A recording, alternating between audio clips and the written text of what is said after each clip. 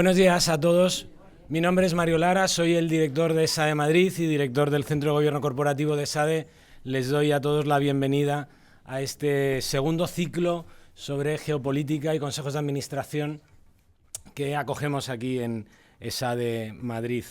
Esta es una iniciativa conjunta de SADE Geo, el Centro de Geoeconomía y Geopolítica de SADE y el Centro de Gobierno Corporativo. Quiero disculpar a Ángel Saz, en primer lugar, el director de SADE Geo, que no puede acompañarnos esta mañana y con quien hemos estado trabajando en el diseño de este ciclo, pero compromisos académicos en Barcelona pues le impiden hoy estar con todos nosotros. Muchas gracias por acompañarnos, lo reitero. Gracias a Emma Fernández, que es miembro del Consejo Asesor del Centro de Gobierno Corporativo, consejera independiente en varias compañías, distintos sectores, y que por segundo año pues, nos ha ayudado a Juan Moscoso, a Ángel Saz y a mí a coordinar y a diseñar este ciclo. Mil gracias, Emma, por segunda vez, y mil gracias a todos los ponentes que nos van a acompañar, que creo que van a ser súper interesantes las cosas que nos van a contar. Mis agradecimientos terminan con aquellos que hacen posible que estas cosas ocurran, aparte obviamente de los dos centros de SADE que hemos colaborado, que colaboramos en esta iniciativa, que evidentemente son nuestros sponsors que apoyan las iniciativas que hacemos en el Centro de Gobierno Corporativo y que hacen posible que iniciativas como esta ocurran por segundo año en este centro. Muy poco, porque lo importante es lo que viene después, pero sí poner un poquito en contexto. El año pasado arrancábamos la presentación del ciclo con este cuadro que yo creo que todos conocen perfectamente, sobre cómo los riesgos que vemos más probables tanto en el corto plazo como en el largo plazo, y que anualmente el World Economic Forum nos reproduce, ¿no? Y veíamos que había al menos la mitad de esos riesgos en el corto plazo tenían que ver con algunas de las ámbitos que íbamos a desarrollar y íbamos a trabajar a lo largo del ciclo que hicimos el curso pasado.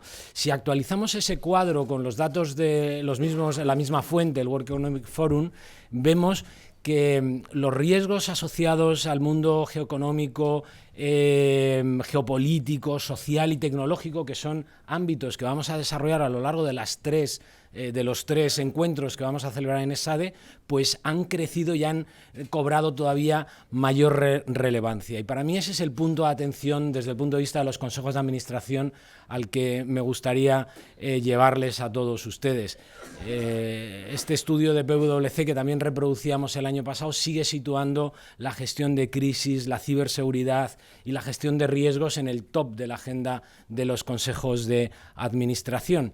Y hay que dedicarle tiempo de calidad. Solamente por poner algún dato de los que reproduce el informe, pues el 57% de los 500 consejeros de compañías americanas reconocen que no han fijado posición en sus consejos respecto a algunos de los temas sociales más de actualidad y que más impactan en la actividad de esas compañías, ¿no? Y especialmente, obviamente, esto es más relevante en las grandes corporaciones que en las pequeñas, y algunos de los temas que a ellos les preocupan, como la polarización o como la falta de cohesión respecto a las políticas de inmigración en Estados Unidos, probablemente, o la falta de oportunidades económicas para una buena parte de la sociedad, pues son temas que probablemente aquí en Europa y aquí en España pues nos preocupan exactamente igual y que demandan más tiempo, más espacio en los consejos de administración.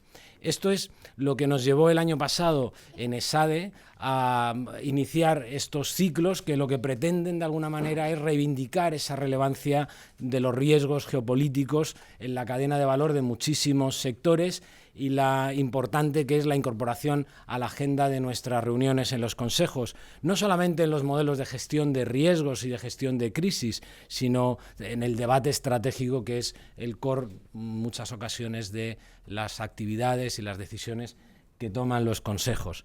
Y con este contexto, Emma, pues hemos diseñado una estructura del ciclo, que te voy a dejar que nos la presentes. Pues muchas gracias, Mario. Como a los que nos habéis seguido el año pasado diseñamos un ciclo que tenía que ver con el estado de situación geopolítico en términos de conflicto y seguridad nacional. Le dimos también muchísima importancia a las cadenas de suministro y a los problemas del fin de la globalización y cómo esto está impactando en diferentes sectores, y también nos pareció que la guerra tecnológica entre China y Estados Unidos nos obligaba a los consejos de administración a tomar partido por un lado o por otro y a tomar unas ciertas decisiones tecnológicas que impactan, pues como bien dice Mario, en la estrategia. Revisando este año en junio el estado de situación, pues nos dimos cuenta de que volvíamos a estar un poco en un patrón bastante parecido al que teníamos en el año pasado. Los conflictos han aumentado, por lo tanto, esta primera sesión va a estar dedicada de nuevo a la seguridad nacional, porque efectivamente los conflictos han aumentado, pero también muchos gobiernos han cambiado. 2024 ha sido un año electoral. Tenemos gobiernos nuevos en Europa, en Francia, en India, en México, y bien conocido es la situación de Estados Unidos, donde tendremos un gobierno nuevo en enero. No me voy a extender más porque es el núcleo de lo que vamos a ver hoy, y estoy convencida de que va a ser muy interesante. Las cadenas de suministro no solo se han visto afectadas por los temas geopolíticos, el proteccionismo está aumentando de manera creciente en cualquier ámbito geográfico de nuestro planeta, y las compañías tenemos que convivir con esa situación, y los países también. Y me refiero a las oportunidades que el friendshoring está abriendo en determinadas geografías, que hay que analizar muy en detalle cada vez que tomemos decisiones de inversión. Este será el tema que trataremos en febrero, en la siguiente sesión. Y por último, la sesión de abril, vamos a debatir sobre tecnología y autonomía estratégica. Y aquí lo queremos hacer con un foco especial en Europa, donde la última comisión lanzó una estrategia económica de seguridad que va a tener su desarrollo en los próximos meses, o por lo menos tendremos más información con el desarrollo de la comisión de aquí a abril, y queremos de alguna manera hablar de qué tecnologías van a ser importantes para las empresas españolas que se proyectan hacia el mundo, qué oportunidades va a haber en Europa, porque efectivamente todos estos temas afectan fundamentalmente a la tecnología, a la innovación y especialmente a los ámbitos de uso dual, donde bueno, pues la sesión que vamos a ver hoy nos va a ilustrar sobre la importancia de estos temas. Y sin más, yo creo que es el momento de dar paso a la sesión de hoy, y al general Ballesteros y a Juan para que se unan. Juan Moscoso, Senior Fellow de SADE-GEO y además coordinador de esta primera jornada, consejero en alguna compañía. Le invito a subir a la mesa, al general Ballesteros también, y agradecerles a todos ustedes la atención, y especialmente a don Javier Solana, que lo tenemos aquí en primera fila, presidente de SADE-GEO. Muchísimas gracias a todos y damos paso a la primera mesa. Bueno, buenos días a todos y a todas. Muchas gracias. Elma Fernández, Mario Lara, SADE en general, por contar con nosotros, con SADE-GEO, para coorganizar con el Centro de Gobierno Corporativo esta sesión. Está aquí Javier Solana, nuestro presidente, director, ¿no? Y no hace falta presentaciones, y vamos a ir ya al meollo de la cuestión. Como ha explicado Mario, el año pasado organizamos este ciclo por primera vez y lo hicimos articulado en torno a 3 sesiones, y vamos a más o menos respetar este año, ha explicado Elma, en torno a la seguridad, en torno a las cadenas de suministro, el supply chain, y también en torno a la tecnología. Y el año pasado desarrollamos una regla SADE, unas conclusiones que hemos utilizado en varias de nuestras publicaciones, que podéis todos seguir tanto en la página web de SADE como SADE-GEO como del Centro Corporativo, sobre las 3 sesiones, porque intentamos siempre que cada sesión de trabajo produzca tanto un documento escrito, un paper académico riguroso, como un podcast. De hecho, esta mañana, ¿verdad, general? Ya hemos hecho un podcast con el general esta mañana a primera hora. Teníamos preparada, como quería yo mostrar las conclusiones del año pasado en PowerPoint, pero si no lo busquemos al final con la regla SADE-GEO. Ahí veo que lo van a... Aquí está. Estas son las las 3 líneas de acción que concluimos el año pasado, gracias, sobre qué se debe hacer en un consejo para seguir esas cuestiones. Y establecimos tres grandes líneas. Primero, establecer una línea rigurosa de análisis de tendencias geopolíticas dentro del Consejo y dentro de los equipos de las diferentes empresas, que incluyen incluso actividades de formación geopolítica. Exigen también identificar los riesgos desde la perspectiva geopolítica a corto plazo, teniendo en cuenta toda esa serie de variables que antes ha señalado también Mario. Fijaos que en ese listado, por ejemplo, aparecía como segundo riesgo más previsible catástrofes climáticas extremas, y que eso pues, hasta hace pocos meses pues todavía sonaba un poco como a ciencia ficción, y ya vemos que en efecto son riesgos que pueden afectar el comportamiento y la gestión y la actividad de las empresas y la economía en general. Y también, en primer lugar, generar confianza sobre las líneas de acción de la geopolítica en el marco de los consejos. En segundo lugar, este ámbito exige una actitud y una vía de trabajo distinta de interrelación entre lo público y lo privado, porque buena parte del conocimiento geopolítico y estratégico está en el sector público, está en las diferentes instituciones y expertos que se dedican a ello, como tenemos hoy, por ejemplo, la suerte de contar con el general, así como en diferentes think tanks, instituciones y otro tipo de instituciones que deben contar con más interrelación y más contacto y más relación con las empresas. Y en tercer lugar, pues una gestión de riesgos y oportunidades distinta que incluya estas cuestiones en las variables. Iremos a lo largo de este ciclo profundizando sobre estas cuestiones y dedicando más tiempo. Pero bueno, esto para recordar la regla de las 3 líneas de acción de EXADE que establecimos el año pasado. Bien, vamos a nuestro invitado de hoy, nuestro ponente principal, el general Miguel Ángel Ballesteros, que ha sido director del Departamento de Seguridad Nacional durante muchos años, desde 2009 hasta el 2018, y también después fue director del Centro Superior de Estudios Estratégicos de la Defensa en el CSDEN. Es doctor también por la Universidad Pontificia de Salamanca y tiene una larga carrera militar, siempre en el ámbito de la inteligencia, de la tecnología, en el ámbito de la estrategia. Ha publicado varios libros y también fue el primer jefe del Centro de Satélites Helios en España, desde donde se realizan ese tipo de actividades que también veremos en diferentes sesiones.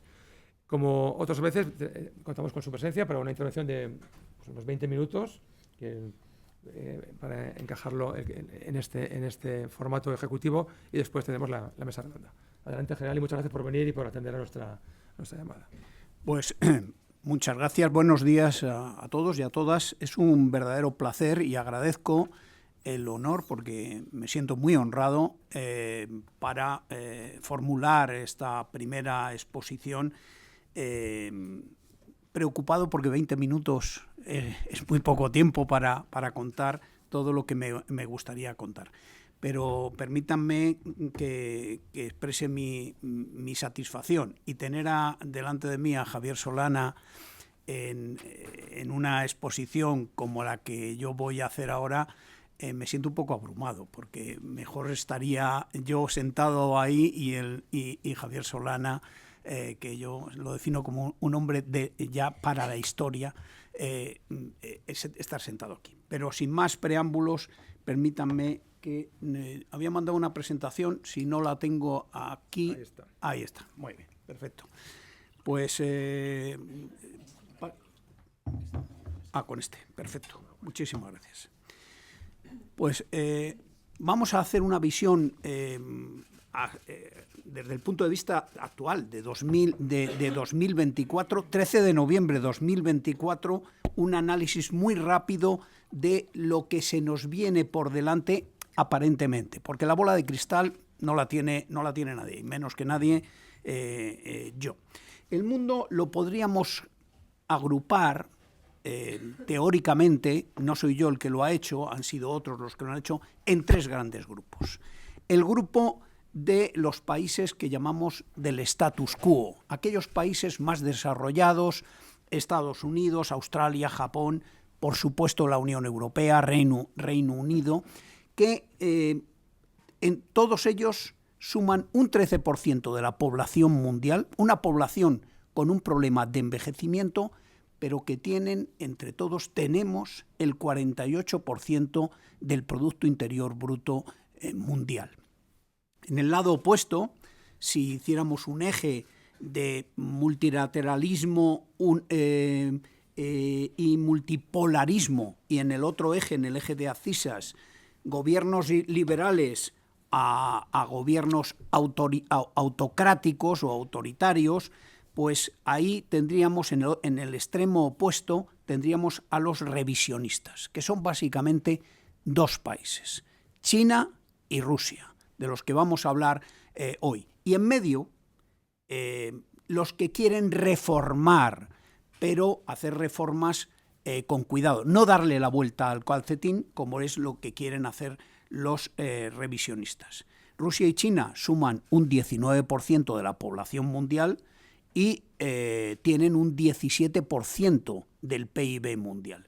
En el lado ese central de los reformistas están los países africanos. Y ese es uno de los grandes, una de las grandes incógnitas para el escenario futuro, porque África son 1.033 millones de habitantes, muy jóvenes, con una media de en torno a los 16, 17 años. El 33% viven en la pobreza extrema, el 46% no tiene agua potable, hay 3.000 tribus con 2.000 idiomas y tienen un tercio de las reservas minerales del mundo y tienen el 80% de las reservas del coltán, que es algo fundamental para las nuevas tecnologías. Y tienen un problema añadido.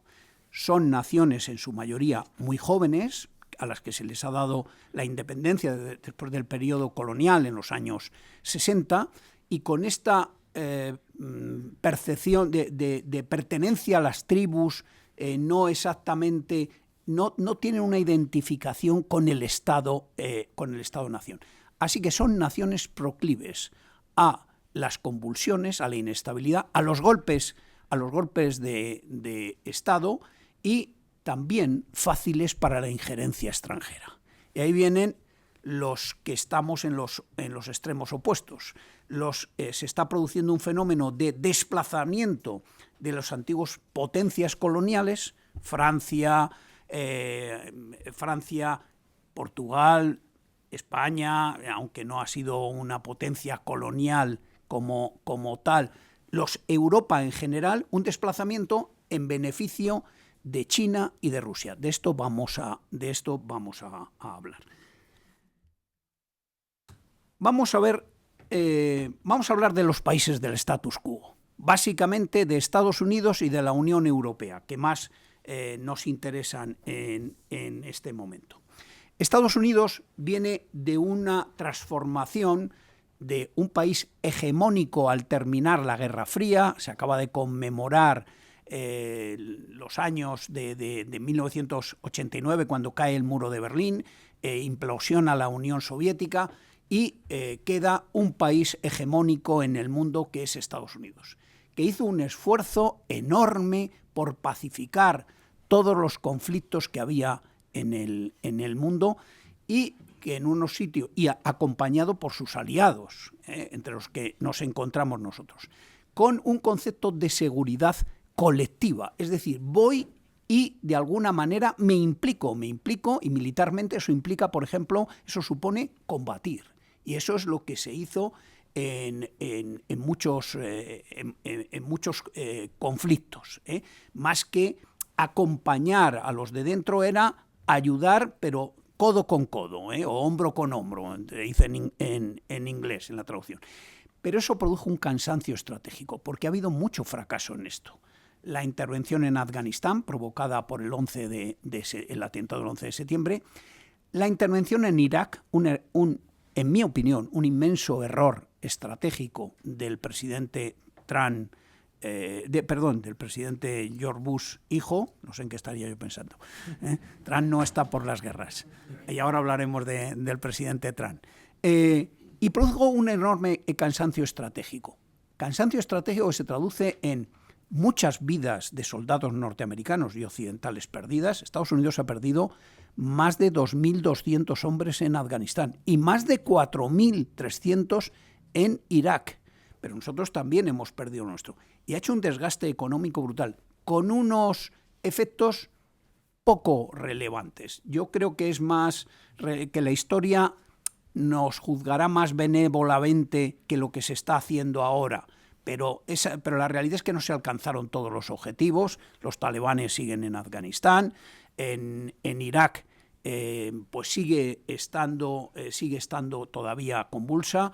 En fin, eso ha provocado un Estados Unidos, empezando con Obama, de retirada de las zonas de conflicto, y ha dejado unos espacios abiertos a países como Rusia, No es el caso de China. Eso le ha llevado también a enfocarse en el desafío tecnológico y económico que supone China, de la que hablaremos ahora, que aspira a ser el líder mundial en el año 2049, centenario de la creación de la República Popular China. En esta situación llega el presidente Trump, primer mandato, 2016, a la Casa Blanca, y es un hombre de negocios, es un propietario de sus propias empresas y antepone los intereses económicos de Estados Unidos sobre pues, los intereses con los aliados, valores, etcétera, etcétera, etcétera. Bueno, todos sabemos cómo terminó eso, después la llegada del presidente Biden, y ahora de nuevo a una gran victoria del presidente Trump con mayoría absoluta de votos, tanto populares como votos electorales. Se ha llevado los 7 estados bisagra que balancean hacia un lado o hacia otro el resultado electoral, y esto va a provocar un Trump mucho más endurecido. ¿Por qué? Primero, porque va a tener menos contrapesos. El Congreso, el Senado, el Tribunal Supremo son de mayoría republicana. Segundo, porque conoce, y esto es muy importante, ya conoce el Deep State, el Estado profundo, cómo funcionan los mecanismos de los funcionarios, eso lo conoce muy bien y sabe ya cómo sortearlo más fácilmente que en el primer mandato. Tercero, es que ha ganado con una gran mayoría de votos, y eso él lo percibe, y todo el mundo lo percibe, como que la opinión pública americana, el votante americano, le ha avalado sus tesis y está anunciando lo que va a hacer. No es solo el tema de la inmigración, es el tema económico, que hay que anteponer el tema económico a los intereses de alianzas internacionales, etcétera, etcétera. En 2017, cuando el primer mandato de Trump publicó su estrategia de seguridad nacional, que hacen todos los presidentes, ya no figuraba al principio Estados Unidos defenderá sus intereses nacionales y el de sus aliados, que eso lo ponen siempre. Él quitó lo de sus aliados. Biden lo volvió a poner, y ahora el año que viene, cuando haya estrategia de seguridad nueva, me temo que lo va a quitar. Pero bueno, dices, pues no vamos a estar, parece que se debilita el vínculo transatlántico de la OTAN. Sí, en principio sí, pero vamos a profundizar un poco más en ese tema. Biden nos va a recordar, pero vamos, el día 20 de enero toma posesión el 21. El 21 nos va a recordar el tema de la inversión en defensa, el 2%, que él lo que está diciendo es, ustedes se tienen que hacer más responsables de su propia seguridad. Y hay que decir que tiene razón, Pero, aquí viene el pero. Cuando a Trump se le plantea, mire, es verdad, no hemos llegado al 2%, en España somos los más pecadores, quitando siempre a Luxemburgo detrás de nosotros, pero Luxemburgo es ese país, con todos mis respetos, que uno sale a hacer footing por la mañana y no te has dado cuenta y te has salido del país.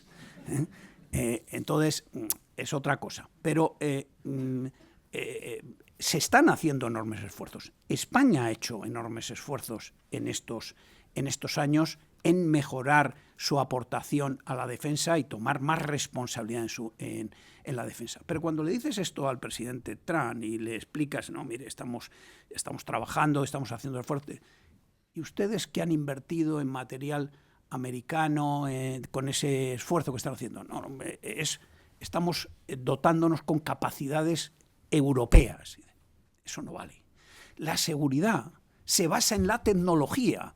La mejor tecnología es la que da más seguridad. ¿Saben cuál es la mejor tecnología? La americana. Tienen que comprar F-35, Aquí es donde viene, claro, detrás de ese Obama, que es el que puso el 2%, hay que cumplir con el 2% en la cumbre de Gales de 2014, y nos dimos, todos los aliados, 10 años para cumplirlo. No hemos cumplido en esos 10 años. Obama va más allá. Obama ustedes tienen que hacer más esfuerzo. Hasta aquí, totalmente de acuerdo. Y Europa tiene que hacer un gran esfuerzo en esto. Donde ya viene la segunda derivada es en tecnología, y la mejor tecnología la americana, luego usted tiene que comprar americano. Y dice, no, a ver, esto nos debilita, porque ustedes están en una pelea entre China y Estados Unidos, y es una pelea económica, tecnológica, política. Si Europa no toma las riendas de su propia impulso tecnológico, perderá, como decía Josep Borrell el otro día, o te sientas a la mesa o formas parte del menú. Pues esto es lo que va a pasar. En ese aspecto, Trump va a priorizar, como decía, la economía. Es unilateralista. Es mucho más unilateralista que ningún presidente de los que ha habido desde el presidente Wilson. Recuerden, el idealismo del presidente Wilson podría dar para mucho. ¿Recuerdan el lema de la primera campaña del presidente Bush, American First? Ese lema no era nuevo, ese lema fue el de la segunda campaña del presidente Wilson en el periodo entre guerras, para decirles a los norteamericanos, conmigo, si yo soy el presidente, no vamos a entrar en la Primera Guerra Mundial. Acabaron entrando, porque los alemanes acabaron atacando, entre otras cosas, los barcos americanos, y tuvieron que acabar entrando. Bueno, el American First de Estados Unidos ahora es hagamos una América grande otra vez. Este es el eslogan, pero es el American First, es el unilateralismo. Bueno, entonces, ¿malas noticias para Europa? Yo diría que no. Yo diría que esto es una crisis, cambiamos de rumbo, pero esto es una oportunidad. ¿Cuál es la oportunidad? La oportunidad es que Europa tiene que tomar... no sé cuánto tiempo, cómo voy de tiempo, porque no he puesto... El Ecuador vale. 10 minutos. Pues decía, Europa tiene que tomar las riendas de su seguridad. Y Europa tiene también un problema. Informe Draghi. El informe Draghi, ¿qué dice? Tenemos que tener una industria mucho más competitiva. Hay que potenciar la industria europea y para eso tiene que ser mucho más competitiva. Aquí España también tiene muchos deberes que hacer. Europa tiene que alcanzar un mínimo y superar que el 20% de su Producto Interior Bruto sea de la industria, generado por la industria. En España es el 13%. El esfuerzo que tiene que hacer en esto España es enorme. Pero tenemos una herramienta, ¿vale? Tenemos que invertir en defensa. Tenemos que potenciar nuestra tecnología. Bien, juntemos todo. Lo dice Draghi en su informe. Y va por ahí la Unión Europea. Ha nombrado un comisario de defensa y espacio. Y tiene una comisaria para la tecnología y la innovación, para la investigación, la tecnología. Y tiene un vicepresidente para la industria.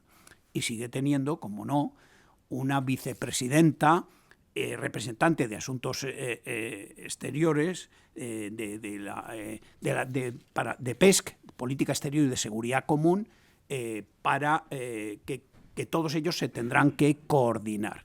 Pero Europa ha tomado conciencia. Hay que impulsar todo este tema. Lo tenemos ahí. ¿Qué problema tiene Europa? Tiene un problema en las campañas de desinformación, y ahí Rusia anima ese tema.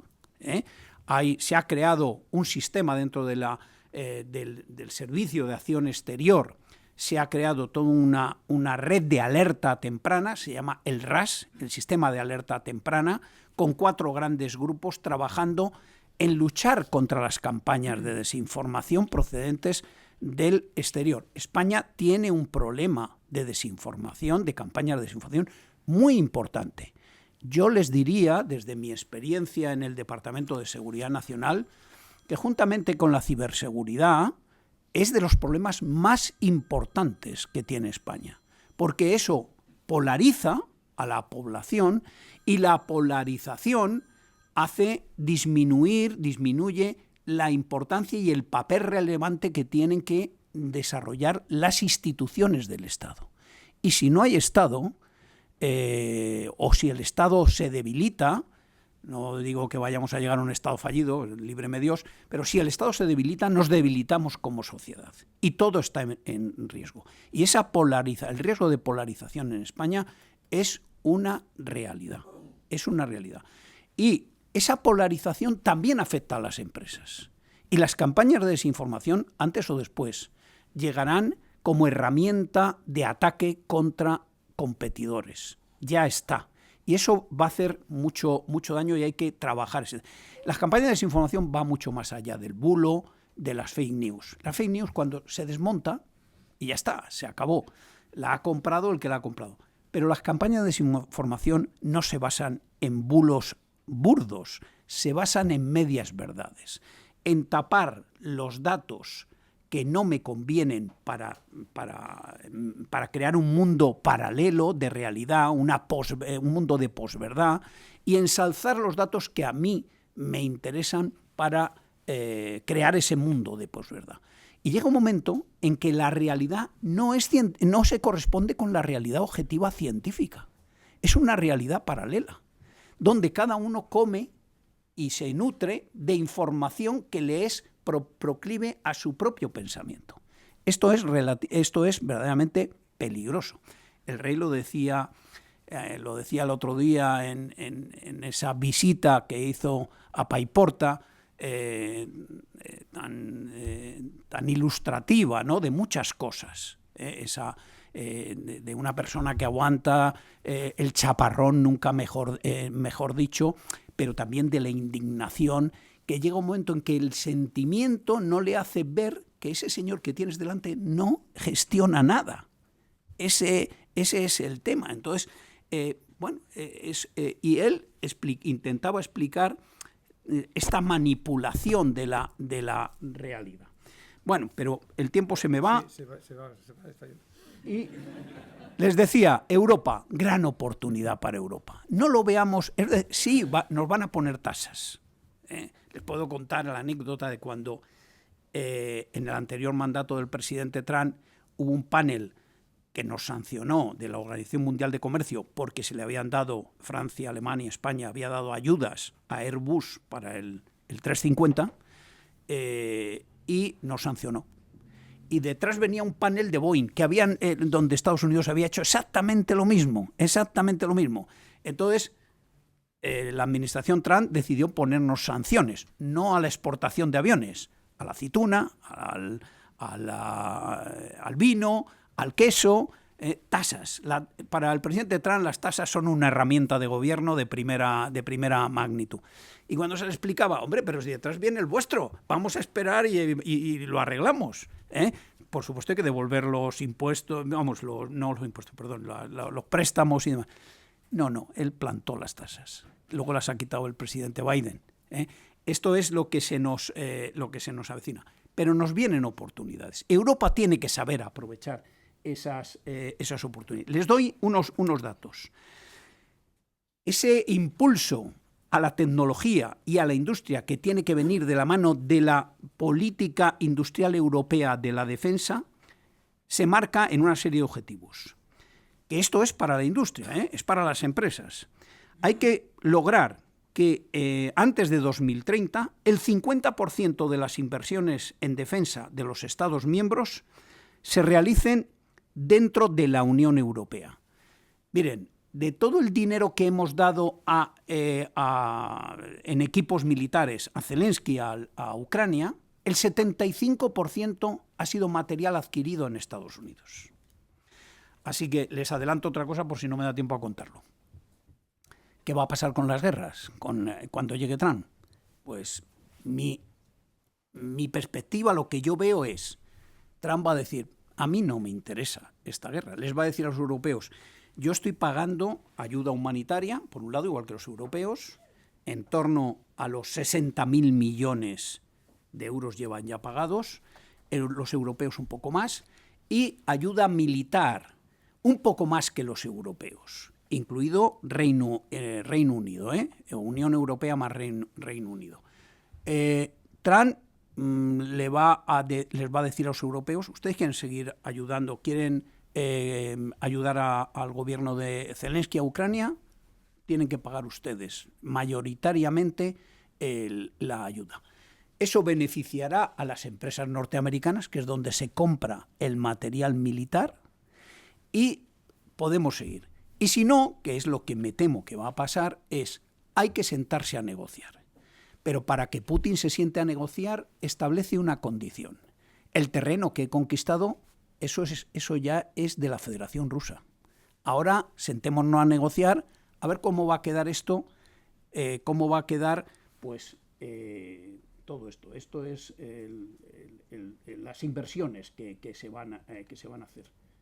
Bueno, quería llegar, permítanme, ahí, ya que me he metido en esto.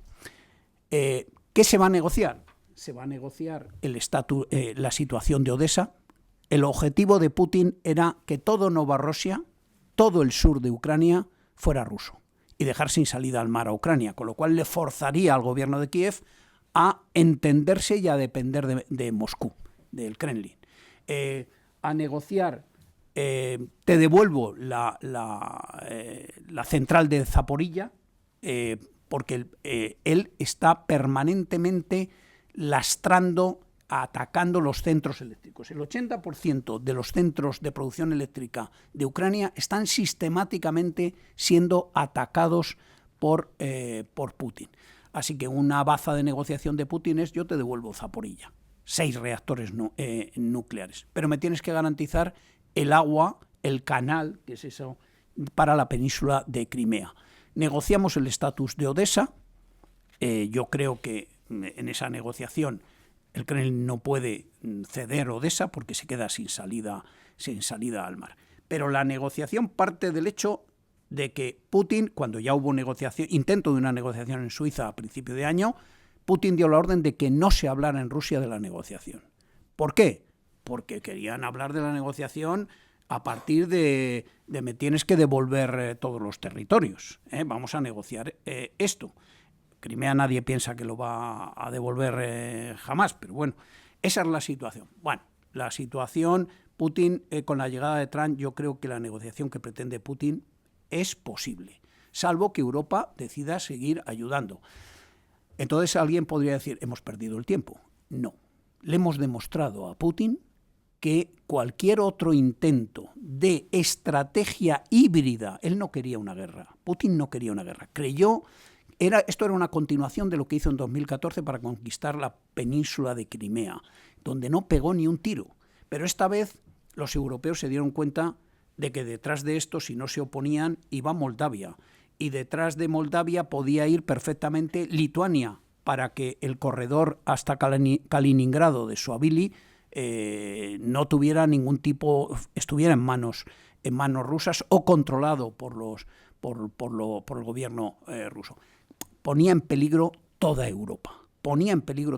Y Putin está demostrando que puede poner en peligro a toda Europa. Sigamos con China. 5 minutos. Venga, pues China. China es un país que quiere ser potencia, como les decía antes, potencia líder mundial antes de 2049, que es el centenario. Para lo cual tiene que ser líder económico, prácticamente está ya cerca de conseguirlo, es la segunda economía del mundo, depende cómo se mida, claro, si lo medimos en renta per cápita está muy lejos, pero si lo medimos en Producto Interior Bruto, cuidado, y si lo medimos en comercio, con África es la primera potencia, por detrás, Estados Unidos es la segunda en comercio, ¿eh? O sea que en ese aspecto depende cómo se mida, pero China está intentando ser líder económico mundial. Ser líder tecnológico, aquí todavía queda mucho. Hay sectores donde China ya es tecnológicamente muy potente, por ejemplo en telecomunicaciones, de la mano de Huawei o de ZTE. Es muy potente ya, ¿eh? Y Estados Unidos se ha dado cuenta de que ahí ha perdido pie y quiere recuperar Y ahí es donde Europa tiene que estar atento, porque podemos quedar relegados a la nada si tecnológicamente no entramos en esa lucha por mantener un estatus tecnológico importante, ¿eh? Del nivel de Estados Unidos o del nivel de China o acercándonos. Ser líder también político. ¿Qué se entiende por ser líder político? ¿Que todos los países abracen el sistema autoritario chino? No. Ser lo que Madeleine Albright decía, la nación imprescindible. Donde se quiera hacer un acuerdo de lo que sea, de paz o de lo que sea, hay que contar con China. Esto es lo que busca China. En África ya tiene muchísimos países. Hay países que tienen el 50% de su Producto Interior Bruto es una deuda con China. Así que difícilmente tienen libertad para tomar decisiones. Le viene bien a China, que entró en la Organización Mundial del Comercio en 2002, le viene bien el libre comercio, pero aplica la ley del embudo. Me gusta el libre comercio fuera de mis fronteras, pero para entrar a comerciar dentro de China tienes que entrar de la mano de una empresa china. Y la Ley de Seguridad Nacional china obliga a las empresas a que todos los datos que tengan y quiera tener el gobierno se los tiene que dar. Y eso es una debilidad para los países que comercian y que trabajan con China. Y hay que tenerlo en cuenta.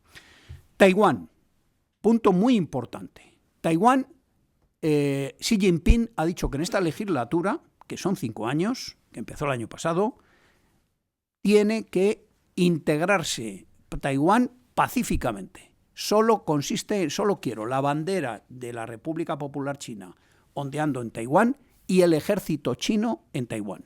Lo demás todo puede seguir igual. El problema es que el recuerdo de Hong Kong no es un buen precedente para aceptar esa situación. Pero aquí nos jugamos mucho. Y miren lo que hay en esa diapositiva. El 64% de los microchips del mundo se fabrican en Taiwán. Hay una empresa, TSMC, que fabrica nada menos que el 54% de los microchips del mundo, de menos de 6 nanómetros, que es lo que usan nuestros móviles y la mayor parte de los equipos. ¿Y dónde se fabrica más? China fabrica el 7%. Corea del Sur, de la mano de Samsung, el 17%.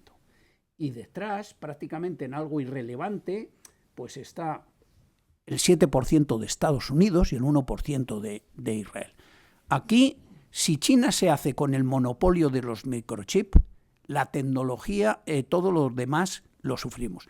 Es verdad que TSMC utiliza máquinas holandesas y que los holandeses dicen, si los chinos invaden, yo podría cortar el suministro y las máquinas ultravioleta de cortes y demás. Bueno, pero realmente nos quedamos sin microchip. Este es un tema que afecta a todas las empresas prácticamente tecnológicas del mundo y para el que hay que estar preparado. Xi Jinping no descarta el uso de la fuerza para hacerse con Taiwán. La pregunta que viene ahora con la administración Trump, ¿Trump defendería militarmente en una hipotética acción militar contra Taiwán? ¿Defendería a China? ¿Defendería a la isla de Formosa, a Taiwán? ¿O Por de pronto, Estados Unidos, consciente de este problema, ya ha hecho un acuerdo con TSMC para que se instalen 2 fábricas de TSMC en Estados Unidos, que estarán operativas en un año aproximadamente. Los europeos tenemos que resolver este problema. Y para eso, Europa ha puesto en marcha los fondos Next Generation, una parte dedicada a los chips. Pero estamos lejos de poder resolver el problema, salvo porque la tecnología nuestra no es capaz de hacerlo. Entonces hay que hacer lo que han hecho los americanos, llegar a acuerdos con alguna empresa de Taiwán para instalarlo aquí. Es la única forma que creo yo que esto tiene solución. Nosotros podemos fabricar microchip de más de 6 nanómetros, que es lo que utilizan los automóviles, pero los móviles, todos los aparatos pequeños utilizan microchip de menos de 6 nanómetros. China además quiere ser el suministrador global del planeta. Y ya lo estaba siendo. Nos enteramos todos en la pandemia, cuando todo el mundo tenía que ir a comprar a China. Y puso en marcha en 2013 la franja y la ruta de la seda. La franja es la parte marítima, la ruta de la seda es por tierra, y llega ya a Madrid a través de ferrocarriles. En la franja lo que va haciendo es colonizar, permítaseme la expresión, puertos como el del Pireo. Intentos de coger Valencia, Algeciras. Ahí hay que estar muy atentos. Ahí hay que estar muy atentos, porque puede llegar un momento en que realmente los puertos, el control de esos puertos esté indirectamente en manos chinas. Y ese es un problema también que tenemos que tener en cuenta. Los ferrocarriles ya llegan hasta aquí, hasta Madrid, con el material. China tiene un problema, trae el material, todos los contenedores llenos, pero no es muy rentable si tienen que volver vacíos. Y Europa no tiene materia prima para cargar materia prima. Entonces, tiene que resolver todavía ese problema. Está metiendo muchísimo dinero.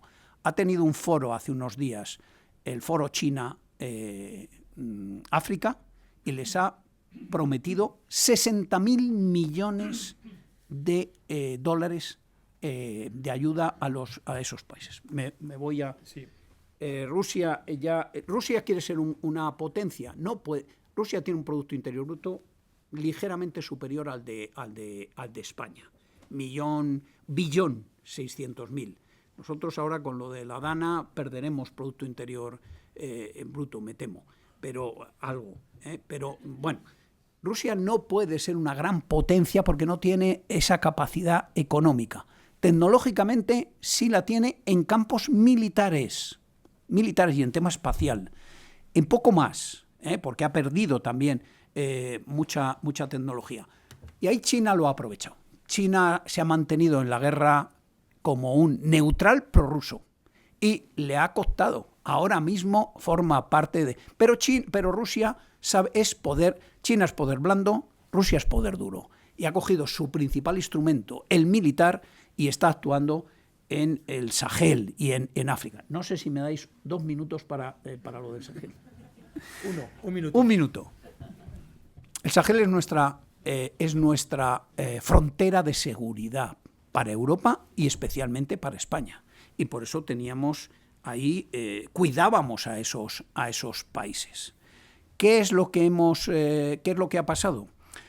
Todo el Sahel, menos Mauritania, que tiene un gobierno democrático procedente de un golpe de Estado, pero luego hizo elecciones y esto ya está aceptado. Senegal, gobierno democrático. Todos los demás países, Mali, Níger, Burkina Faso, todos los gobiernos son salidos de golpes de Estado militares. Ahí Europa, con Francia a la cabeza, les dice, señores, yo no puedo apoyar a gobierno salido de un golpe de Estado. Usted tiene que convocar elecciones. Detrás del francés o del europeo llega el ruso y le dice, mira, aquí antes estaba Wagner, pero ahora estamos metiendo a el Africa Corps, que son mercenarios, pero esta vez controlados por el Ministerio de Defensa ruso. Mira, yo te voy a montar una guardia pretoriana para ti y para tu gobierno, voy a entrenar a tu ejército, porque ¿qué problema tienes tú? Hombre, por los yihadistas, que me van a cortar el cuello en cuanto puedan. pues yo voy a entrenar a tu ejército, que era lo que hacían los europeos, lo que hacíamos los europeos, y les voy a acompañar a combatir contra los yihadistas. Y no tienes que convocar elecciones. No hace falta que convoques elecciones. Vas a estar mejor que donde estás ahora, al frente de tu gobierno. Claro, eso al final provoca un choque entre Occidente, que funciona con valores, y esos gobiernos. Y al final esos gobiernos lo que hacen es decirle a Francia, la puerta de salida está por ahí, y a los demás igual. Estados Unidos acaba de marcharse. Estados Unidos tiene 3 grandes bases en África y acaba de marcharse de Níger. Y esto es un drama. Níger, que es el principal suministrador de uranio para Europa y concretamente para Francia. Pues ese es un problema. Si nosotros queremos resolver problemas como la inmigración irregular, tenemos que trabajar con los países de origen. Pero ¿cómo vamos a trabajar con países que funcionan así? Vamos a tener problemas. Esa es la situación. Ese es el papel que está jugando Rusia. Nos está apretando políticamente por la puerta de atrás. Termino aquí. Muy bien. Muchísimas gracias.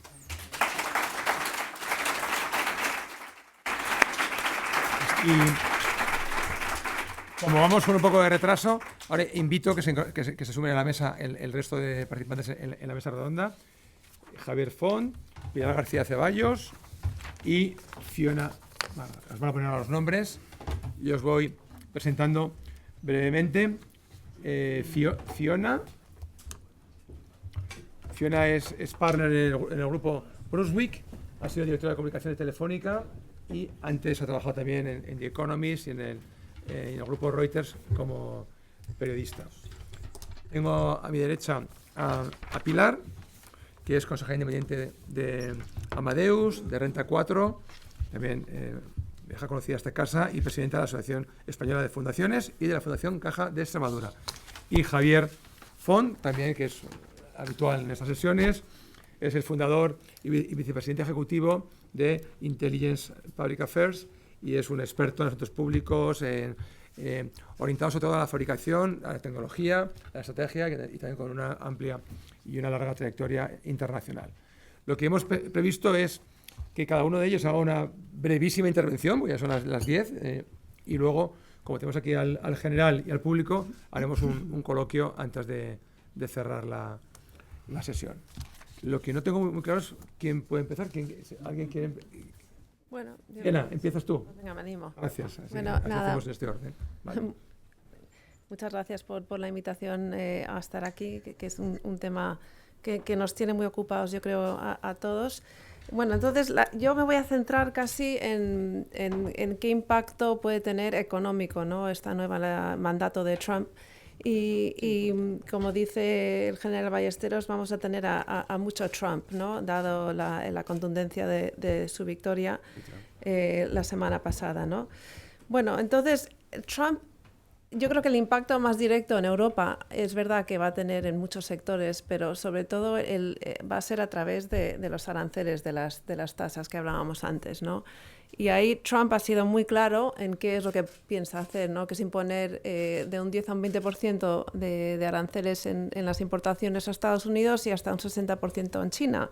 Entonces, realmente, ¿por qué quiere hacer esto? O sea, tiene 3 objetivos, que es, primero, reducir el déficit comercial, segundo, es restaurar un poco la fabricación de productos en Estados Unidos y también utilizar los aranceles como arma de seguridad, como también había hablado antes el general. ¿Qué es lo que va a hacer realmente? Bueno, pues yo creo que hay mucha gente que piensa que esto es lo que dice, pero luego ya se verá lo que hace, porque a Trump le gusta mucho la negociación y llegar a un acuerdo. Entonces esto puede ser su punto de partida, pero a saber hasta dónde vamos a llegar. Entonces, ¿qué impacto puede tener esto en Europa? Pues desafortunadamente el Estados Unidos tenemos el 25% de las exportaciones de la Unión Europea a Estados Unidos, con lo cual va a tener un impacto. Y dentro de ese 25% está claro que Alemania es el que más va a sufrir porque tiene un tercio de esas exportaciones y sobre todo en coches de lujo y bienes industriales, como sabemos. la presidenta Ursula von der Leyen ha dicho que vamos a tener una reacción rápida y contundente cuando sepamos un poco por dónde va a ir. Pero aquí es verdad que bueno, pues ayer sugirió que a lo mejor podemos empezar a importar más GNL, pero es verdad que Europa no es la que compra GNL, o sea que ya veremos a ver qué es lo que va a ocurrir. Entonces tenemos muchos analistas que están haciendo sus números, oye, ¿qué impacto va a tener esto? Pues es difícil saber porque sobre todo hay incertidumbre, no sabemos qué va a hacer, pero Goldman Sachs ya ha dicho, bueno, ha hecho sus números y básicamente ha llegado a la conclusión de que puede tener un impacto sobre el PIB en Europa de un 0,5%, más en Alemania, quizás un poco mayor. Y es no tanto asumiendo que van a imponer todos estos aranceles, sino simplemente hay un efecto provocado por la incertidumbre, ¿no? Más que la magnitud de los aranceles sobre el comercio. Es verdad que va a subir los gastos en defensa, como también comentabas antes, pero al final eso pues puede incrementar el déficit. Bueno, en total ese es el impacto que piensan que va a tener, pero yo creo que aquí habrá que esperar a ver qué es lo que hace. ¿Qué pueden hacer los consejos de administración para un poco pues para prepararse? Pues seguir haciendo todas esas planificaciones de riesgos, ¿no? Eso se va a tener que incrementar ahora. Todos los días hay noticias de quién está poniendo en su gabinete y quién va a formar parte del siguiente gobierno, con lo cual hay mucha especulación sobre cómo va a ser este nuevo mandato de Trump. Va a tener que ser un análisis permanente. Creo que nos llegan 4 años bastante agotadores.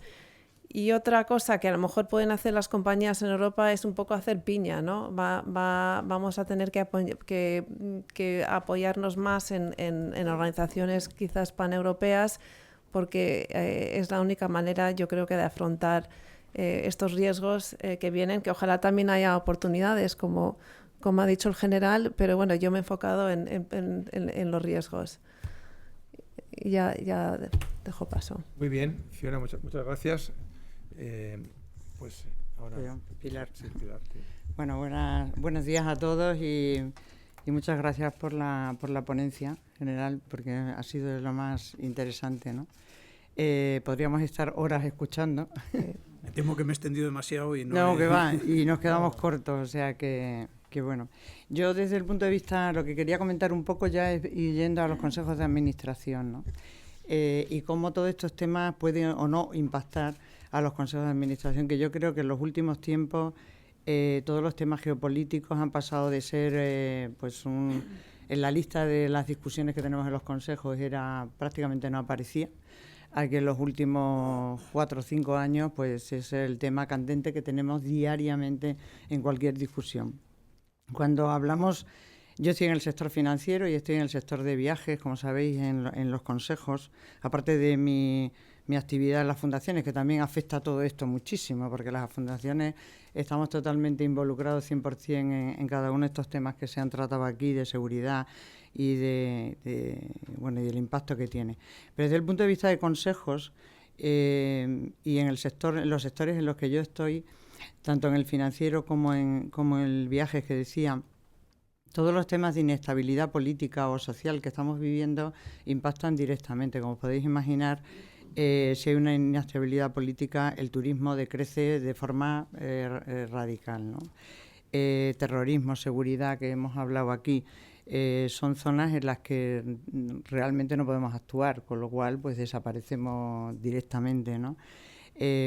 Luego hay muchos temas regulatorios que van afectando, que son ahora, por ejemplo, volviendo al tema de Estados Unidos, seguramente con todo el tema de restricciones de visas, migraciones, etcétera, pues va a tener un impacto tremendo en todos los entornos, incluido España. Pienso que la migración, sobre todo de Latinoamérica o Hispanoamérica, mejor dicho, pues va a impactarnos mucho, porque habrá movimientos migratorios hacia nosotros que no puedan acceder a Estados Unidos. La pandemia, ¿qué os voy a decir? O sea, yo creo que la pandemia fue la gran lección, igual que la DANA parece que ha sido la lección que vamos a tener en España con respecto a posibles catástrofes. para nosotros la pandemia sí que fue un antes y un después, ¿no? Y ahora diré en qué afectó. Sanciones y restricciones comerciales que tenemos. Esto afecta mucho, por ejemplo, a las aerolíneas, a las compañías aéreas, a los sistemas de pago, que también trabajamos en ello, y a los proveedores que tenemos de servicios turísticos en general, ¿no? Todo ese tema afecta mucho, los cambios ambientales, temas de datos y ciberseguridad, que yo diría que si hay dos temas que han ido a la agenda de los consejos de forma exponencial, han crecido, son estos dos, la geopolítica y la ciberseguridad, porque de alguna manera están intrínsecamente ligados, ¿no? Cuando se produjo la guerra de Ucrania, pues los ataques de ciberseguridad que hemos sufrido en las empresas se multiplicaron de una forma exponencial, ¿no? Entonces, bueno, estos temas también son... Aquí se habla de los temas regulatorios. Bueno, más que de regulatorio, el general ha mencionado, perdón, por ejemplo, el tema de China, y es cierto que China quiere que comerciemos con ellos, pero efectivamente en temas de control, de seguridad de datos, etcétera, pues no nos permite actuar allí de una forma, digamos, abierta, ¿no? Tenemos que buscar la forma de entrar en ese mercado y no es nada fácil. Y este tema también está encima de los consejos de administración, ¿no? Cómo podemos expandir nuestro negocio hacia allá. Bueno, esto es una serie de temas, como decía, que son importantes, pero cuando llegas al Consejo yo quería mencionar cómo vamos actuando, ¿no? Cuando ha habido este tipo de situaciones, lo primero, yo creo que la situación financiera de las compañías tiene que ser muy robusta para poder soportar las distintas situaciones estas que estamos viviendo, ¿no? El COVID fue un tema, como digo, que fue clave para darnos cuenta de que las compañías tenemos que tener un fondo financiero preparado, resiliente, para poder afrontar pues unos años, diría, de crisis, porque algunos negocios han sido afectados no solo en el periodo propio del COVID, sino durante años, ¿no? Hasta que hemos podido recuperar los niveles anteriores de negocio. Ese es el primero. Segundo, que creo que es muy importante también y que estamos trabajando en los consejos, es el mapa de riesgos. En este mapa de riesgos se están contemplando temas, como decía, pérdida financiera o de valor de mercado, temas fiscales, impacto en el valor de las divisas, por ejemplo, cuando es una multinacional, el tema de cuándo hacer o no hacer inversiones o desinversiones con riesgos, la regulación laboral, tema importantísimo, cómo cambia, según los cambios que hemos visto en elecciones y tal, el impacto laboral, los temas medioambientales, temas de prioridad de desarrollo, la regulación. Esto nos está afectando muchísimo a las empresas, todos los temas regulatorios en cuanto a gestión de datos, dónde localizamos los datos de las empresas, si estamos actuando a nivel multinacional. Un tema concreto que es el tema de cloud, casi todas las compañías estamos trabajando en cloud ya, en cloud público, y eso nos está obligando no a un cloud único, a hacer cloud localizados en las distintas regiones por las distintas regulaciones. Europa en esto es pionera, como sabéis, y todo esto nos lleva a una planificación de los riesgos muy, muy exhaustiva y en algunos casos concretos a crear comités de crisis continuos con presidentes de crisis para manejarlas de forma regular, ¿no? Y yo ya el último comentario, por no irme de tiempo, creo que otro de los temas importantes en los consejos de administración es asegurar qué tipo de organización mantenemos, ¿no? Poner foco no solo en el CEO de la compañía, en el sentido, yo leía ayer una cosa que me gustó mucho que decía, los CEOs ahora tienen que ser líderes empresariales, que lo han sido siempre, tienen que ser ministros de Relaciones Exteriores, porque tienen que tratar con todas las instituciones y con todos los gobiernos y con todos los grupos geopolíticos, quiero decir, en la zona geopolítica.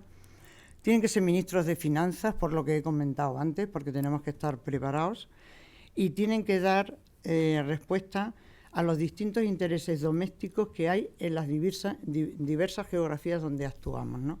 Con lo cual, fijaros el perfil de CEOs que necesitamos en estos momentos, ¿no?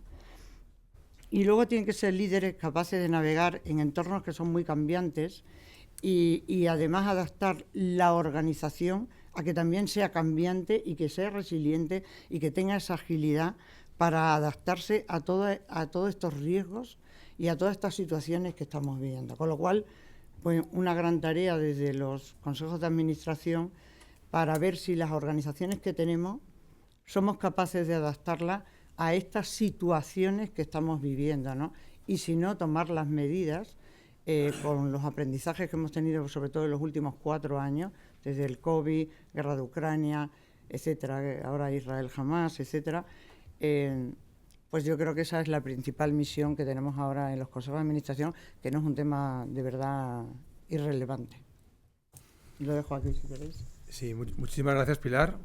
Buenísima intervención. Y Javier, ya para cerrar nuestra mesa redonda. Muy bien, bueno, buenos días y muchas gracias por esta invitación. Y bueno, un placer formar parte también de esta mesa. Y por mi parte quería complementar las intervenciones anteriores con algunas pinceladas sobre el sector industrial. Como nos comentaba el general Ballesteros, bueno, pues el informe Draghi pues ya fija unos objetivos otra vez muy importantes para la reindustrialización de Europa. Y en el ámbito industrial es donde la geopolítica seguramente está penetrando más rápidamente en los consejos de administración en los últimos años.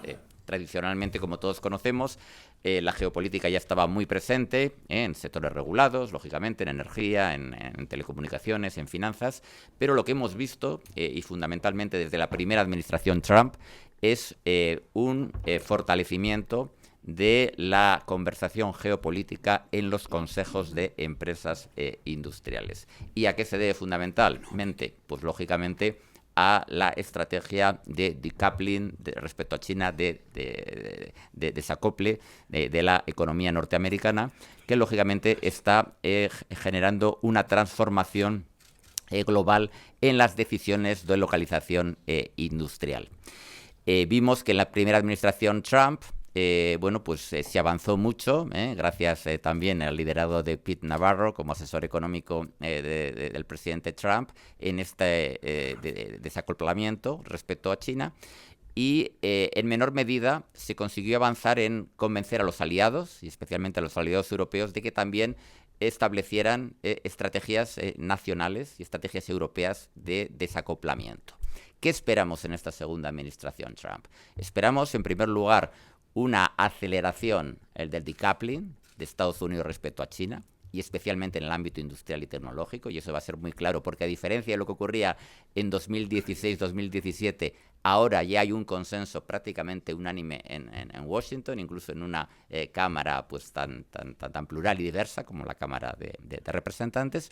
Y en segundo lugar, pensamos que en 2024-2025 los aliados de Estados Unidos, y especialmente los aliados europeos, ya somos mucho más sensibles a esas presiones que pueden llegar desde Washington respecto al decoupling de China. Entonces, ¿qué es lo que está ocurriendo? En estos momentos estamos viendo que sectores enteros industriales en Europa, como el sector de máquina-herramienta, el sector de componentes de automoción, incluso la propia fabricación de automóviles, el sector de fabricación de componentes para energías renovables, están en estos momentos adoptando bueno, pues unas conversaciones geopolíticas que les están llevando, por ejemplo, a decisiones muy claras de reshoring y relocalización de plantas industriales. ¿Qué es lo que nos está ocurriendo en cualquier caso? Que ese reshoring se está centrando fundamentalmente en 3 geografías. Por un lado, bueno, pues estamos teniendo bueno, pues el reshoring pues que es más sencillo respecto a México, en estos momentos con una incertidumbre muy clara por las reformas de la nueva administración presidencial mexicana, que ha continuado en el ámbito de la justicia, y eso está generando lógicamente una cierta sensación jurídica, y todos tenemos dudas de cuál va a ser el impacto de esta nueva administración Trump en México. En segundo lugar, estamos viendo, lógicamente, bueno, pues una estrategia de relocalización en Asia, fundamentalmente, bueno, pues en India y en menor medida en Vietnam. Pero ¿qué ocurre? Pues que India, lógicamente, está liderando, bueno, pues todo lo que llamamos ahora el sur global. Y ahí también pensamos que esta segunda administración Trump va a promover una industrialización todavía más acelerada del sur global. Y, lógicamente, ahí India va a jugar un papel de liderazgo fundamental. En Vietnam nos estamos encontrando con sorpresas, porque todos pensábamos que tenía pues casi todas las ventajas de China y casi ninguno de los inconvenientes, pero estamos viendo problemas, lógicamente, de rule of law, pues lógicamente de corrupción, debilitamiento institucional, presiones que están recibiendo también algunas compañías europeas, desde el punto de vista político, con lo que pues eso está siendo una historia con algunos éxitos y con algunos riesgos y zonas también un poquito oscuras. Y luego el reshoring, la localización industrial más sencilla para Europa, lógicamente, es dentro de nuestras fronteras, ¿no? Sobre todo en Europa central y oriental. ¿Qué ocurre? Que el flujo, lógicamente, de inversiones industriales está yendo más hacia países de Europa central y oriental, donde también estamos, lógicamente, viendo, por un lado, debilidades institucionales muy importantes, y por otro lado, lógicamente, una presión importante de estas campañas que nos comentaba el general Ballesteros, de desinformación, campañas también muy vinculadas a la guerra híbrida, y eso está generando también una serie de problemas. Es decir, que no es casual que países que han atraído en los últimos años grandes inversiones industriales, como por ejemplo Hungría, Eslovaquia, en estos momentos son los países que están defendiendo de una manera más clara los intereses o los puntos de vista de Putin dentro de la Unión Europea, y lógicamente también son más sensibles a la influencia china. ¿Qué podemos hacer desde los consejos de administración? Yo creo que uno de los países muy interesantes para mirar, como siempre, y especialmente en el ámbito industrial, es Alemania. Claro, Alemania, pues lógicamente, está en esos momentos con un reto fundamental, porque son enormemente dependientes de China, con lo que si de alguna manera se retiran de China, su propia rentabilidad, incluso existencia como una potencia industrial está en peligro. Pero lógicamente están en primera línea en esa presión que llega de Washington. Y por otro lado, como nos ocurre en el conjunto de la Unión Europea, pero especialmente en Alemania, estamos en un momento de liderazgo muy débil, porque lógicamente con un gobierno que ya está en su última etapa, ya con unas elecciones ya a la vuelta de la esquina, y encima en una sociedad, como hemos visto en los últimos procesos electorales, enormemente polarizada. ¿Qué están haciendo las empresas industriales alemanas? En primer lugar, lo que están haciendo es, todos los años ya se está instaurando una reunión monográfica del Consejo sobre geopolítica, en la que ya no son solamente algunos especialistas o algunos consejeros, sino todo el Consejo se reúne para hacer esa lectura geopolítica de la compañía. En segundo lugar, lo que estamos viendo es que cada vez hay un mayor número de personas del Consejo que tienen experiencia en geopolítica, en el sector público, en el sector privado, pero desde luego siempre con una experiencia geopolítica de primer lugar. En tercer lugar, estamos viendo en estos momentos que incluso ya se institucionaliza dentro del Consejo una comisión de geopolítica, igual que hemos visto, hace años, con comisiones de sostenibilidad, ESG y demás. Ahora estamos viendo con comisiones ya de geopolítica. Estamos viendo incluso que ya aparece un Chief Geopolitical Officer, una persona que lidera la estrategia geopolítica de la compañía y con una participación en el primer nivel ejecutivo de la compañía. Y hemos visto, por ejemplo, hace menos de un mes que Nokia ha fichado al antiguo embajador, por ejemplo, de Finlandia en Washington, para ejercer ese papel.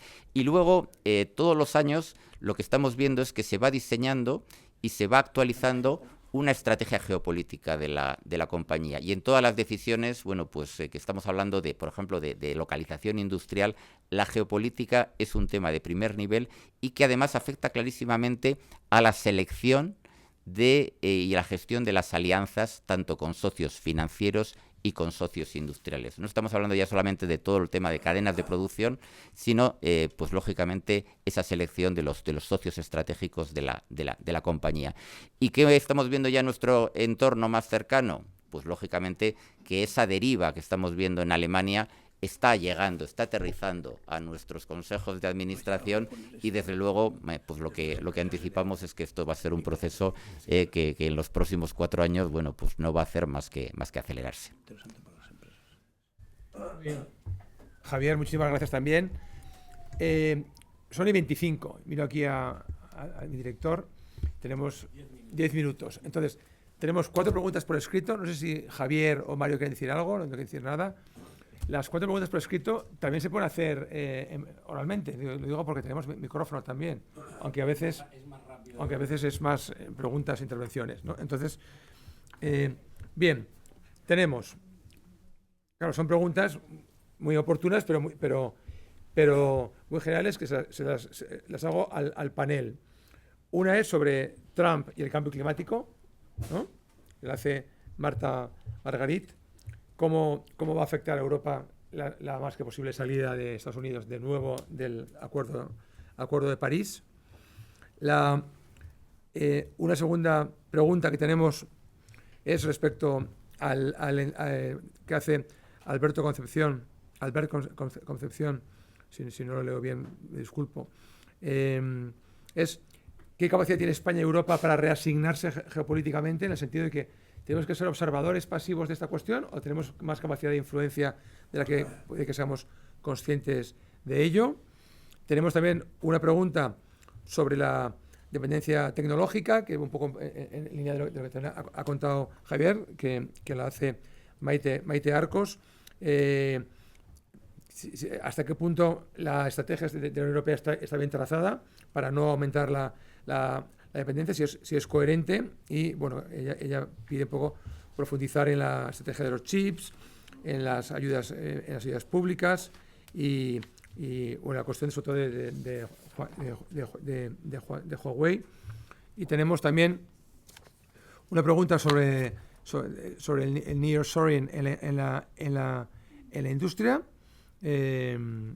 más orientado a que también anuncio ahora que vamos a hacer una sesión sobre dependencia de minerales y tierras raras, sobre raw materials. Estamos en SADGEO preparando una sesión sobre ello, que ya os informaremos.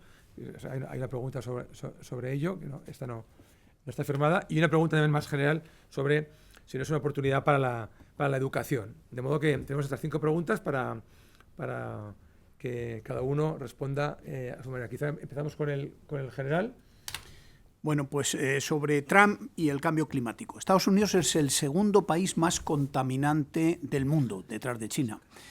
Y en efecto, Trump va a relegar la lucha por el cambio climático. La COPs, que se está celebrando ahora mismo, pues el nivel de asistentes ya da una idea de que se está dejando de lado la lucha en el cambio climático. Europa aquí va a tener un problema, y es que los 2 grandes contaminantes están relegando este problema, y la lucha del cambio climático no se puede hacer un país o una zona, o la hacemos todos juntos o vamos mal. Lo que pasa es que dice, bueno, los que puedan que hagan algo. Va a ser un tema complicado, pero Trump me temo que va a relegar, igual que relega todo el tema de relaciones, de alianzas y de valores, lo relega a un segundo plano. El cambio climático también lo va a relegar. Sobre la capacidad de la Unión Europea para ocupar un puesto relevante, es fundamental. Europa yo digo que tiene una oportunidad porque hay una crisis, pero también tiene una oportunidad. Están moviendo el saco de los ratones. O espabilamos o nos ponemos a trabajar. Y cuando digo nos ponemos, no hablo de los estados solo, hablo de las empresas. Y aquí, a lo que ya los colegas de panel han expuesto, que me ha parecido interesantísimo, yo añado, si me permiten, una cosa y lo dejo ya aquí para no acaparar más. Yo creo que las empresas, las grandes empresas, que hoy todas están trabajando en un mundo globalizado, necesitan desde el ámbito geopolítico diseñar escenarios. ¿Por qué? Y tienen que hacerlo con un método geopolítico, que es hacer un análisis económico, de inversiones, financieros, exportaciones, importaciones, incluso militar, cosas que aparentemente dicen, bueno, esto no va conmigo. Sí, todo va con todo. Es diseñar una escena un escenario con sus variables, Les doy un dato. El manejo del escenario de la variable ámbito inmigración en seguridad nacional se manejan 16 ámbitos. El ámbito de la inmigración irregular maneja 82 variables. 82 variables, que cambian. Unas cambian cada año, otras cambian cada mes y otras cambian cada día. ¿Cuánto cuesta el billete en patera? El billete, por decirlo de alguna manera. El viaje en patera desde Marruecos a España, eso cambia todos los días, es oferta y demanda. Las empresas necesitan diseñar escenarios. ¿Para qué? Para trazar estrategias para que las cosas vayan hacia el escenario que más les convenga y para tener también, diseñar planes de contingencia. Los militares siempre nos movemos con dos escenarios mínimo, el más probable y el más peligroso. Y tenemos que hacer planes para el más probable y para el más peligroso. Las empresas, me temo que en el ámbito geopolítico, que está ya todo el mundo implicado, también van a tener que hacer esto. No ocupo más tiempo. Bueno, yo quizás con el tema del cambio climático, que yo creo que Trump ha sido bastante claro, ¿no? En qué es lo que piensa hacer por ejemplo, con todas las tecnologías verdes. Él dice drill, baby drill, ¿no? Que es el extracto de hidrocarbonos en Estados Unidos, va a apostar por eso. Se ha manifestado en contra de la eólica marina, pero bueno, también es verdad que ambos lados en Estados Unidos apoyan la nuclear, o sea que veremos a ver qué pasa con la energía nuclear, pero si vamos a seguir o no, o se va a seguir Estados Unidos en el Tratado de París, seguramente, si mal no recuerdo, salió Estados Unidos cuando llegó Trump, luego volvió a entrar cuando entró Biden y ahora seguramente volverá a salir, entonces es una pena que estos tratados de clima se utilicen, que sean tan poco estables, ¿no? Lo que es porque cambio climático requiere políticas a largo plazo, ¿no? Pero ahí va a haber cambios, seguramente. Muy bien. ¿Por aquí alguna reacción más? Perdón, Sí, claro. en el tema de sobre todo de viajes y de turismo, el tema de medio ambiente es un tema bastante relevante también porque como sabéis, bueno, toda la regulación en concreto con las aerolíneas y con el consumo de las aerolíneas en concreto, pues está afectando muchísimo a los negocios de viajes. Mucho más en la parte, digamos, doméstica, porque hay muchas regulaciones en países, como sabéis, que están restringiendo los viajes en avión dentro de los propios países y menos en el área internacional, pero todas estas regulaciones también están afectando de una forma sustancial. Con lo cual, volviendo al punto del general y que me he tomado de decir, tenemos que diseñar los escenarios, yo estoy totalmente de acuerdo en que hay que diseñar escenarios en los que el medio ambiente también juega una parte muy importante, dependiendo del entorno donde nos estemos moviendo. Bueno, quizá también por completar lo que nos comentaba Fiona sobre la energía nuclear, por un lado tenemos, lógicamente, la visión de esta segunda administración Trump con una estrategia de despliegue muy importante de la energía nuclear. ¿Y qué es lo que ha variado seguramente respecto a la primera administración Trump, que es relevante? Que en estos momentos tenemos todo el mundo, lógicamente, de los centros de datos, que son fundamentales, como todos sabemos, para la inteligencia artificial, y hay un business case muy claro y hay lobbies con una influencia decisiva en Estados Unidos detrás de esa inversión en energía nuclear. Y esta revolución que seguramente vamos a ver de la energía nuclear en Estados Unidos va a tener también impacto, lógicamente, en sus aliados en Europa y a nivel global. Y seguramente, por intentar también un poquito responder, ¿no?, a aquella pregunta que teníamos un poquito también sobre friendly shoring y relocalización industrial, lo que vamos a ver en los próximos años es que dentro de todo lo que es el mundo en esos momentos de captación, de inversión industrial, captación también del talento, los argumentos geopolíticos van a pasar a un primer plano.